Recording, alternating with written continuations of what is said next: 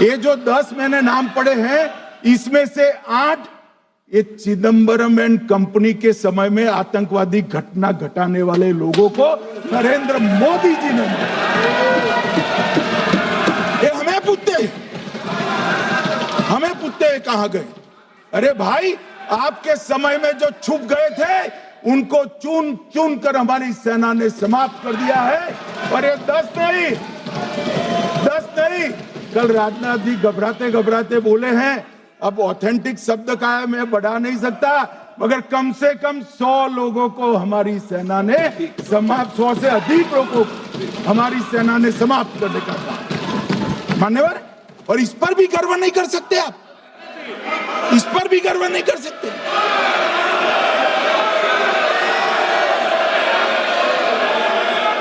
मान्यवर,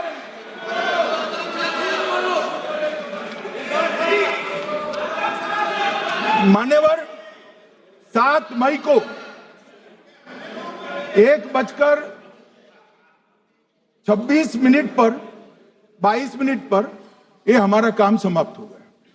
हमारे डीजीएमओ ने उनके डीजीएमओ को बता दिया कि भाई हमने आतंकवादी हमलों पर, स्थानों पर सिर्फ हमला किया है, इनके हेडक्वार्टर पर हमला किया है, जो हमारा आत्मरक्षा का अधिकार है।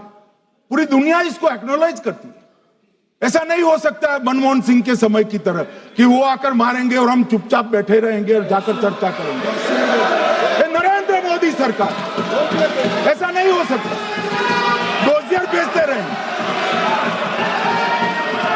मान्यवर, उरी में हमला हुआ, हमने सर्जिकल स्ट्राइक किया। पहलगाम में हमला हुआ, एयर स्ट्राइक करा, और अरे पुलवामा में हुआ, एयर स्ट्राइक करा, और पहलगाम में हमला किया।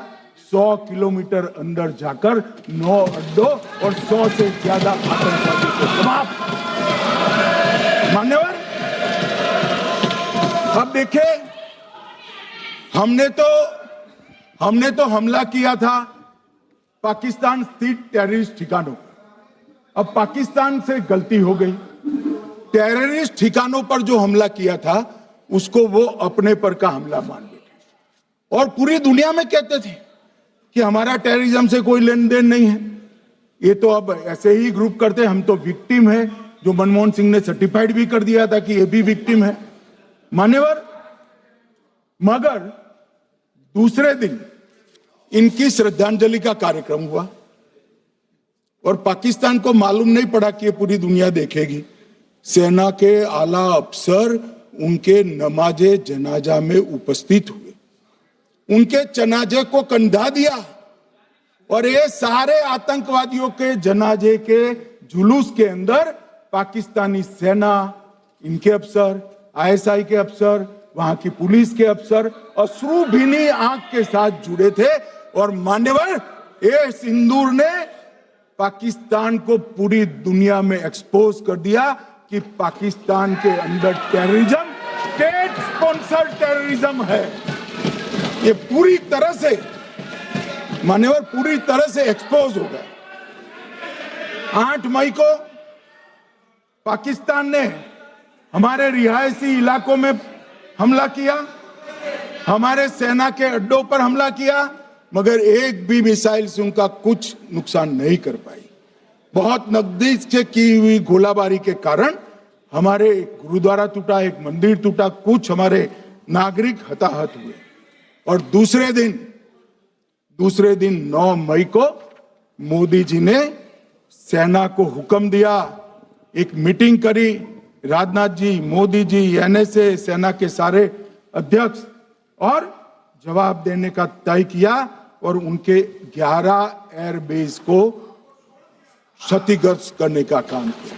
मान्यवर, 8 एयरबेस इतने सटीक तरीके से तोड़े गए, पाकिस्तान की पूरी एयर डिफेंस सिस्टम धरी की धरी रहेगी, कुछ नहीं कर पाई। नूर खान चकलाला एयरबेस तोड़ दिया गया, मुरीद तोड़ दिया गया, सुगुर्दा तोड़ दिया गया, रफीकी तोड़ दिया गया, रहीम यार खान तोड़ दिया गया, जकोबाबाद तोड़ दिया गया, सुक्कुर और भोलारी भी तोड़ दिए।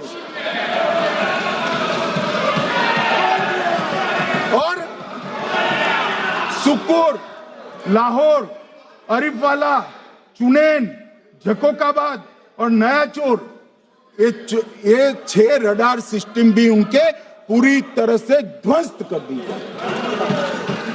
2 surface to air guided weapon Lahore और ओकारा में इनका जखीरा भी समाप्त कर दिया गया। और मान्यवर, ये हर चीज में पॉलिटिक्स करते हैं, हर चीज में। जब उन्होंने हमारे रिहायशी इलाकों पर हमला किया, फिर भी हमने इनके रिहायशी इलाकों पर हमला नहीं किया, सिर्फ इनके एयरबेस और एयर डिफेंस सिस्टम को निशाना बनाया और उनकी आक्रमण करने की क्षमता को पंगु कर रख दिया। हमारी पूरी सेना, पूरी वायुसेना, पूरी नौसेना अक्षुण्ण थी और उनकी हमला करने की क्षमता को हमने छिन्न विछिन्न कर दिया। पाकिस्तान के पास शरण में आने के अलावा और कोई चारा ही नहीं था। इसलिए मान्यवर, इसलिए 10 मई को डीजीएमओ ने, पाकिस्तान के डीजीएमओ ने भारत के डीजीएमओ को फोन किया और 5 बजे हमने इस संघर्ष को विराम किया। अब मान्यवर,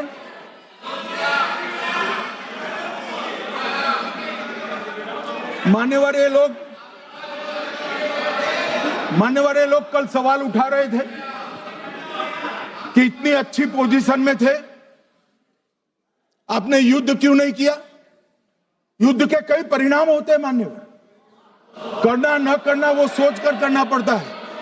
मगर मैं इसी देश के इतिहास से कुछ घटनाएं बताना चाहता हूं। 1948 में मान्यवर, कश्मीर में हमारी सेनाएं निर्णायक बढ़त पर थी।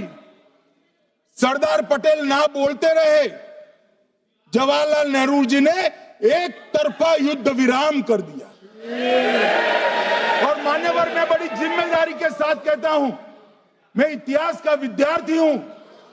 पाक ऑक्यूपाई कश्मीर का अगर अस्तित्व है तो जवाहरलाल नेहरू जी की ये युद्ध विराम के कारण है। इसका जिम्मेदार जवाहरलाल नेहरू है।